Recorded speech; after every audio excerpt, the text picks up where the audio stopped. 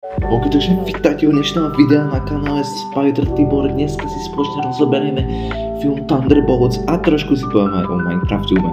Takže poďme rovno na to. Tak sa ešte Minecraft filmom. Minecraft film sa mi celkom páčil. Bola to taká fajn jednohúbka na skúknutie, takže nemal by som tam asi čo vytknúť. Myslím, že to bolo celkom v poriadku a Jason mu vlastne veľmi páčil. Veľmi ako si myslím, že veľmi v poriadku to bolo a určite by som to hodnotil veľmi kladne a nejakých tých 9,5 z 10. Tak teraz už poďme na Thunderbolts. Thunderbolts určite, aj ja určite sa pridám k tomu, čo by som to hodnotil, že to je jeden z najlepších filmov Marvelu.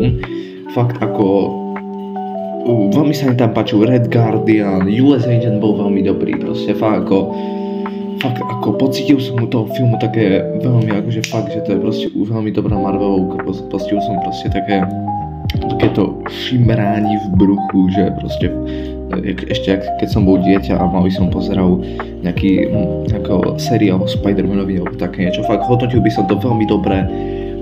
Čo sa týka Taskmaster, tam som možno trošku, to sa mi trošku nepáčilo, že Taskmaster skončil rovno na začiatku scény, ale veľmi Jelena tam bola veľmi dobrá, bol tam veľmi dobrý Bucky a celkovo sa mi ten film veľmi páčil. Čo sa týka toho, teraz budem spoilerovať, ale čo sa týka konca, tak tam bol vlastne napis New Avengers, takže ak ste ešte Thunderbolts nevideli, no tak si to radšej stopnite a pozrite si toto video až potom. Ale na konci bol nápis The New Avengers a vlastne on odkazuje na jeden komiks, kde vlastne Thunderbolts sa vlastne potom začali ako sa nazývať The New Avengers, takže osobne by som to hodnotil veľmi kladne a určite sa teším na týchto antihrdinov aj v ďalších filmoch a najbližšie samozrejme tým Thunderbolts uvidíme vo filme Avengers Doomsday.